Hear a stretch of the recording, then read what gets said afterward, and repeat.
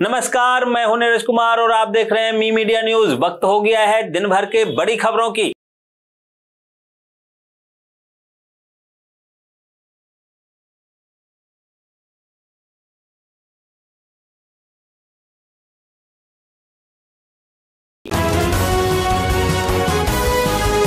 Hello नमस्कार, मैं हूं नीरज कुमार और आप देख रहे हैं मोबाइल न्यूज 24। वक्त हो गया है दिन भर के बड़ी खबरों की।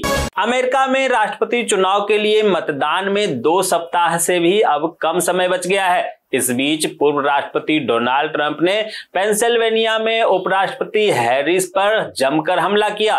ट्रंप ने कहा कि अगर कमला हैरिस निर्वाचित हुई तो तीसरा विश्व युद्ध करवाएगी। वह रूसी राष्ट्रपति व्लादिमीर पुतिन और चीनी राष्ट्रपति शी जिनपिंग जैसे वैश्विक नेताओं से निपटने में अप्रभावशाली साबित होगी। प्रधानमंत्री नरेंद्र मोदी और स्पेन के राष्ट्रपति पेड्रो सांचेज ने वडोदरा में रोड शो किया, जिसके बाद दोनों नेताओं ने वडोदरा में C-295 विमान के फाइनल असेंबलिंग लाइन प्लांट का उद्घाटन किया। इससे पूर्व एक रोड शो में हजारों की तादाद में लोग उन्हें देखने के लिए उमड़ पड़े। जहां रोड शो में पीएम नरेंद्र मोदी की एक झलक पाने के लिए दिव्यांग लड़की दिया गोसाई भी रोड शो में मौजूद थी। इस दौरान होनहार लड़की ने पीएम नरेंद्र मोदी और स्पेन के राष्ट्रपति पेड्रो का स्केच बनाया हुआ तस्वीर उन्हें भेंट किया।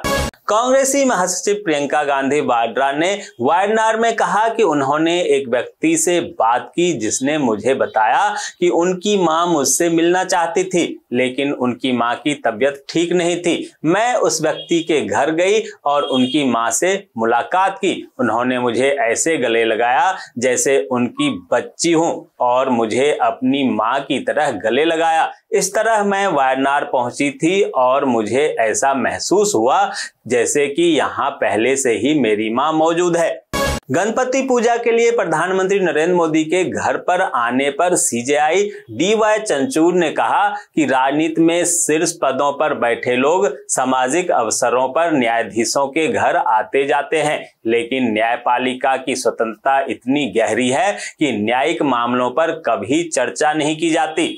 महाराष्ट्र चुनाव से पहले सीट बंटवारे को लेकर महाविकास अघाड़ी के दल आपस में भिड़ते दिख रहे हैं। इस बीच शिवसेना UBT नेता संजय राउत ने आज कांग्रेस को चेतावनी दे दी और कहा कि वो सोलापुर दक्षिण विधानसभा सीट पर उम्मीदवार ना उतारे, जिसके लिए उनकी पार्टी ने पहले ही उम्मीदवार घोषित कर दिए हैं। राउत ने आगे कहा कि इस तरह की हरकतों से उनकी तरफ से भी ऐसी ही प्रतिक्रिया भड़क सकती है और महाविकास अघाड़ी के लिए समस्याएं पैदा हो सकती है।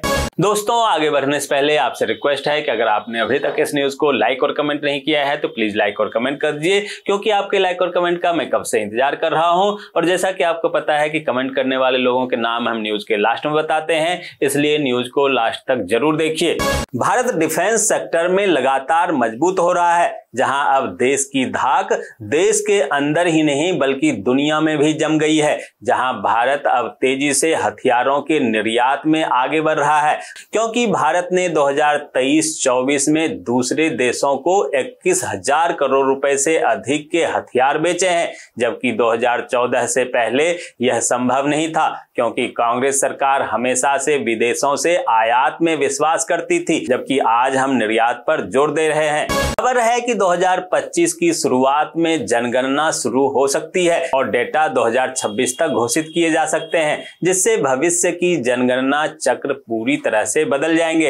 हालांकि अभी जाति जनगणना पर कोई फैसला नहीं हुआ है कि आम जनगणना के साथ साथ ही जाति जनगणना भी कराई जाएगी या नहीं। झारखंड विधानसभा चुनाव में बीजेपी की जीत का आह्वान करते हुए असम के मुख्यमंत्री हेमंत बिस्वा शर्मा ने झारखंड के CM हेमंत सोरेन पर जमकर निशाना साधते हुए कहा कि हेमंत सोरेन आदिवासियों के नहीं बल्कि घुसपैठियों के सरदार हैं। बीजेपी की सरकार बनने पर राज्य से घुसपैठियों को बाहर निकाला जाएगा।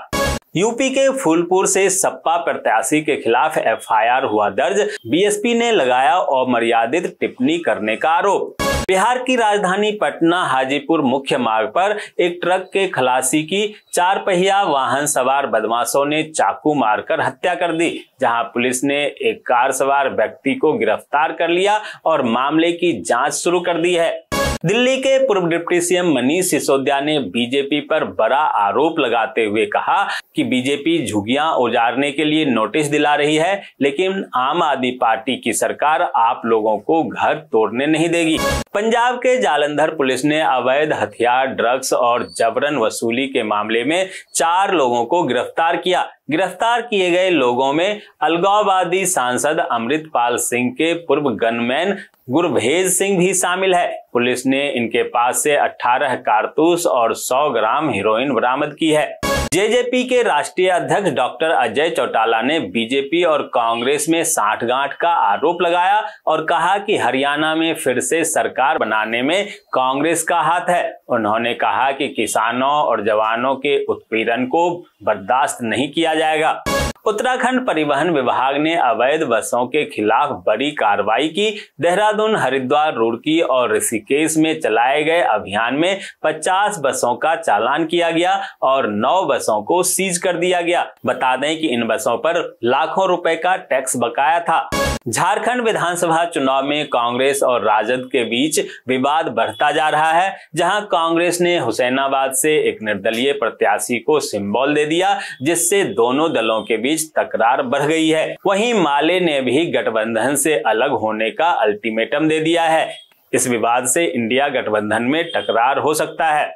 दीपावली के त्यौहार पर मध्य प्रदेश के कर्मचारियों के लिए सरकार ने बड़ी खुशखबरी दी है, जहां राज्य सरकार ने अपने कर्मचारियों के लिए अब महंगाई भत्ता बढ़ा दिया है। कर्मचारियों को अब 46% से बढ़ाकर 50% महंगाई भत्ता दिया जाएगा।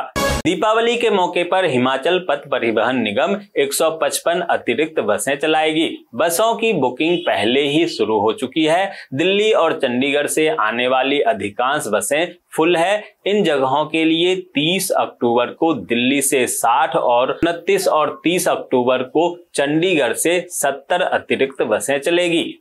जम्मू कश्मीर के कुपवारा जिले के हंदवारा में सुरक्षा बलों ने आतंकियों के सहयोगी को गिरफ्तार किया। उसके पास से हथियार, गोला बारूद और अन्य आपत्तिजनक सामग्री भी बरामद हुई है।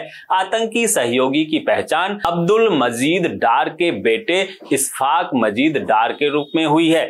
बीजेपी नेता और फिल्म एक्टर मिथुन चक्रवर्ती ने बंगाल में विवादित बयान दिया है। उन्होंने कहा कि एक नेता ने कहा था कि हम यहाँ 70% मुसलमान हैं और हिंदू यहाँ पर 30% है। हिंदुओं को काटकर भागीरथी में बहा देंगे। मैं कहता हूँ कि हम तुम्हें काटकर भागीरथी में तो नहीं बहाएंगे, लेकिन तुम्हें तुम्हारी जमीन पर जरूर दफना देंगे। पटाखों के कारण होते ध्वनि और वायु प्रदूषण से जुड़े मामलों में सुप्रीम कोर्ट ने राजस्थान के अधिकारियों को अवमानना नोटिस जारी किया है। बता दें कि उन पर निर्देशों का उल्लंघन का आरोप है। कोल इंडिया लिमिटेड में मैनेजमेंट ट्रेनी के 640 पदों पर कल से भर्ती शुरू हो रही है। उम्मीदवार 28 नवंबर तक ऑफिशियल वेबसाइट coalindia.in पर आवेदन कर सकते हैं। दोस्तों, मैं देख पा रहा हूँ कि आप में से बहुत सारे लोगों ने इस न्यूज को लाइक किया है और कमेंट भी किया है, लेकिन अभी भी कुछ लोग बाकी हैं जिन्होंने न्यूज को लाइक और कमेंट नहीं किया है। उनसे भी आग्रह है कि प्लीज प्लीज प्लीज वे भी न्यूज को लाइक कर दें, कमेंट कर दें, साथ में शेयर भी कर दें। तो ये थी दिन भर की बड़ी खबरें। ऐसे ही खबरों से अपडेट रहने के लिए चैनल को सब्सक्राइब कीजिए, नोटिफिकेशन बेल को दबाइए, वीडियो को लाइक कीजिए और ज्यादा से ज्यादा शेयर कीजिए, ताकि आप और आपके जानने वाले रह सकें देश और दुनिया के तमाम खबरों से अपडेट।